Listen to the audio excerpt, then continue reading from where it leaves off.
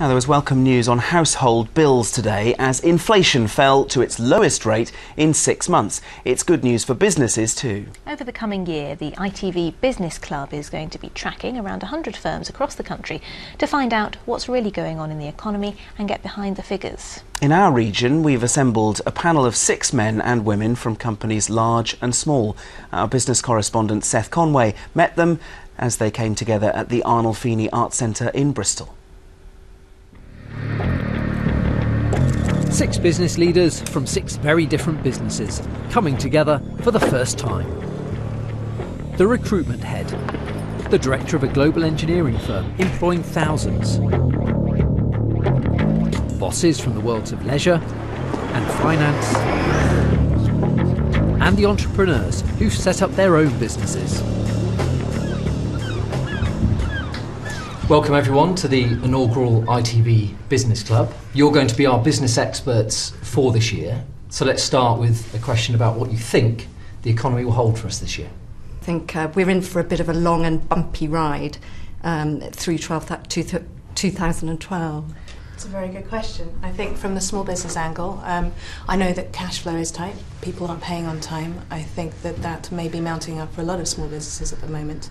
I think towards the end of the year, things will start looking a bit rosier. And it really is what's going on in the markets that we're serving, which is manufacturing. And fortunately, the manufacturing community is investing for new engines, new power supply, everything. So we're very fortunate that if you're involved in making things and things are going to get made, it's been very, very good. But for people at home who rely on people like you for their jobs, their families, finances, what about them for the year? We had 8 maintenance staff. We're now down to 2 and contractors. But, you know, we are being careful. We're not taking extra people on. And I think we've all got to be the same. The employment industry is having a very, very tough time. We've got 2.64 million unemployed, and the private sector isn't compensating for the public sector cuts at the moment. The tragedy in all of this is the youth unemployment. Mark, with so many young people out of work, would some form of cut in national insurance for employers, the amount they have to pay to employ those young people, would that encourage more people to take people on? Well, national insurance is just a tax on employment in my view, so yes, it would. But actually it needs to be coupled with, I think, a lot of deregulation. Because what we've had over the years is more regulation on taking staff on, so you can't shed staff either when you need to. You also need the right skill set. Yes. Yeah. And unfortunately, if you asked a 10-year-old what do they want to do, it's usually associated with the reality program. Do we have the appropriately trained people to be employed at the moment? No, and that's a really important point that you've just made. And what we're finding in our recruitment business is that candidates, there's a huge amount of candidates available looking for work, but unfortunately they don't match the skills required of the vacancies. Rob, is now the time for people to set off with an idea like you had and go for it, or is now not the right time? I think it's well documented that a lot of great companies have started in a recession, the likes of Disney and people like that. We started in the last recession.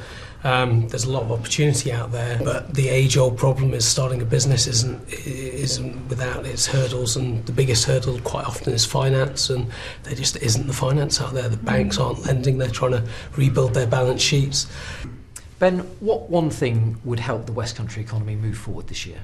Well, I think that there's a chance that the government will cooperate in terms of understanding what growth is required within industry, so that we can work together as a true team and be able to grow and hire people and expand. The biggest thing we need, in my view, in the country is deregulation, and stop the politicians just talking about it and actually do something. Just make it easier for companies to take staff on, to take young people on, and to give them the skills and the experience they need to get their foot in through the door. Jaya, what do you see for the region's economy this year? For the region's economy, actually, probably depends a lot on whether or not we get an elected mayor this year, because I think that way we start to work as a region more than as a core city. For Bristol, certainly, I think that that would be really enormously helpful for enterprise, because we start to see business rates coming back into the city, and then it starts to ease things like transport, education. Education then knocks on to people wanting to come to the region, good people that we want to recruit, for example. Jerry, will people still have the money to come out and visit attractions like yours this year? I think they're going to have to be very, very careful with their money, you know. I just think we've got to reduce the bureaucracy completely, really let people have a go at things and try and encourage young people to do something which they've got a passion for. I think it's just going to be a fairly austere year, really.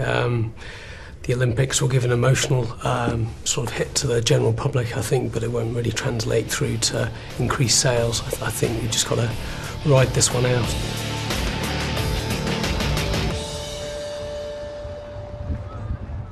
And throughout the rest of this week, Seth will be finding out more about each member of the ITV Business Club in the West Country.